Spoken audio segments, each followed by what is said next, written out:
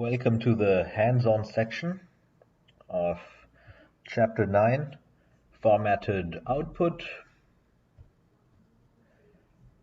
And what I've done is I have combined the most interesting examples that have something new to show. I've combined all of them into a single program, but don't worry, I also have something new to show you over here. And may have already spotted it.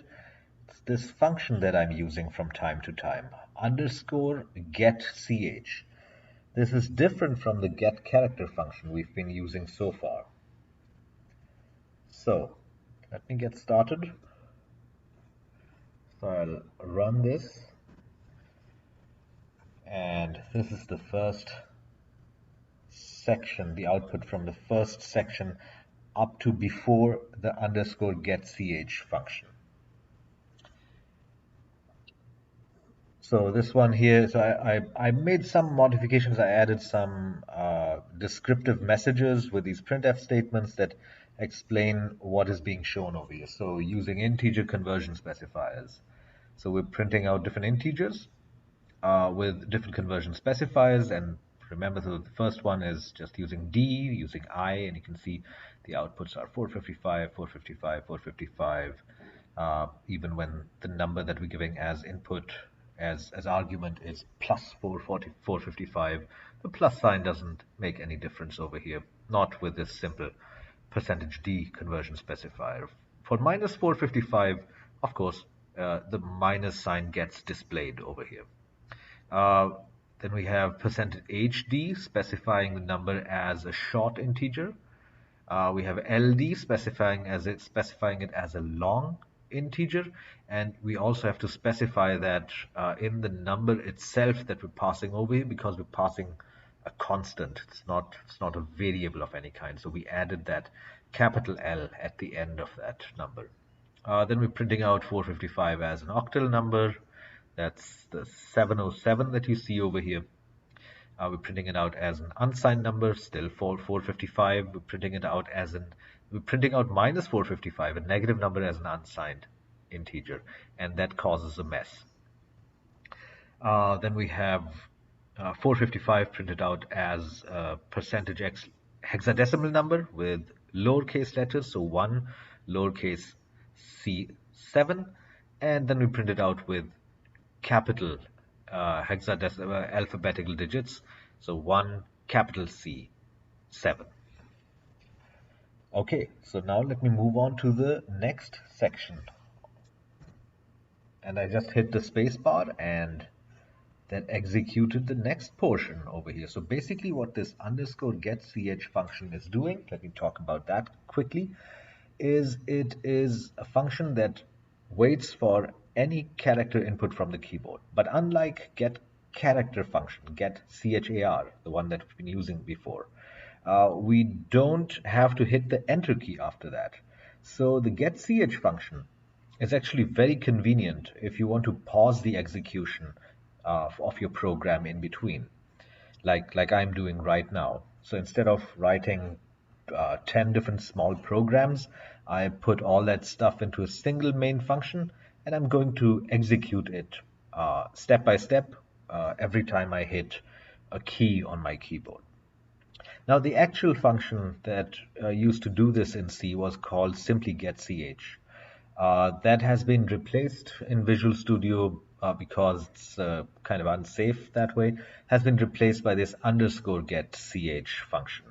So if you need to use it in Visual Studio, use it like I am. Okay, for the next section, we explore conversion specifiers for floating point numbers. And we have this one number that we're working with, variations of it, with a plus sign, with a minus sign. It's 1, 2, 3, 4, 5, 6, 7, 0.89. And we're printing it out first with a %e, the exponential conversion specifier, and you can see that's a lowercase e over here, printing it out with a lowercase e out here on the console. Add a positive sign in front of that, doesn't make any difference. Add a negative sign, that of course adds a negative sign in the output.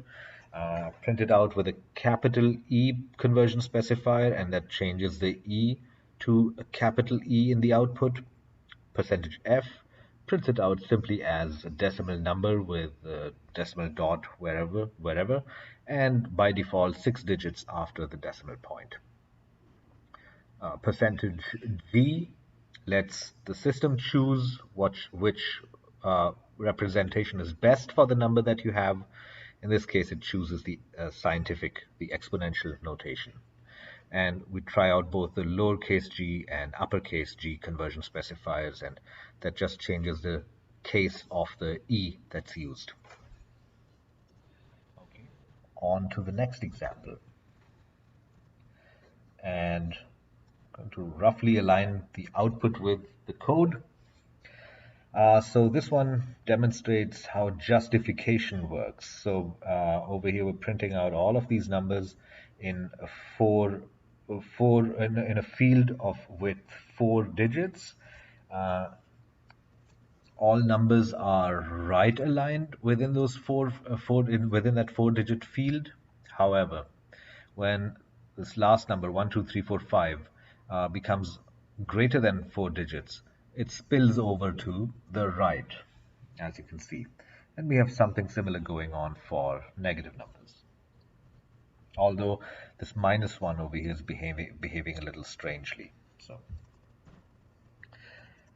then we have right and left justification, actually right justification specifically. So over here, this is the one in which we print out the string hello, the integer 7, the character A, and the floating point number 1.23. And we print them all out as with field widths of 10 digits. A string of 10 characters, a decimal number of 10 characters, a character using a field of 10 characters, and a floating point number of 10 digits. And if you just specify the field width, everything gets right aligned by default, just like in the previous example. So the hello, the O is in the 10th character position, counting from the first character on the line. This is in the 10th character's position, and then we see hello over here, and the rest is taken up by space. The number 7 printed out as in a field of width 10 characters is in the 10th position. The character A printed out in a field of 10 character width printed out in the 10th position on the right. And then we have the floating point number with 6 digits after the decimal point, 7th the decimal point, and 8th the integer part, 1, the whole number part. Notice that the decimal point counts as a digit. And then we print out these 4 items again, but this time left aligned. And we can see that in the code, we add a minus sign in front of, inside each conversion specifier, and that just left aligns everything. Okay. Next, we have the plus flag. And what does that do? If you print 786 and minus 786 without the plus flag, they just show up as we would expect them to. But printed out with the plus flag, and positive numbers are displayed with a plus sign in front of them, if that is what you want. Next, the space flag. So you can see over here in the code, there's a space between the percentage and the D. And we're printing out the numbers 547 and minus 547. So minus 547 appears as it would otherwise. But the positive number has one space character in front of it. And what that does is it aligns these two numbers nicely. So if you're printing out numbers of same number of characters, you want to align them regardless of what their sign is, you can do that with the space flag. And then we have the hash flag. put in front of a number printed out as an octal number that adds a 0, 02623. Put used with hexadecimal number, it adds a 0x, lowercase x, uh, or uppercase x. But it adds a 0 in front, 0 and x in front of the number 593593. Used with a floating point number printed out with the G conversion specifier. With, without, and with. So without, it's printed out just as an integer. With, it adds some 2 decimal digits after the decimal point. And finally, last one, the zero flag. If you want to add some leading zeros in front of a number, like this number over here is a 3-digit integer 452, but you want to print it out as a 9-digit number with leading zeros in the unused digits, you can do it like that, like in the second row over here.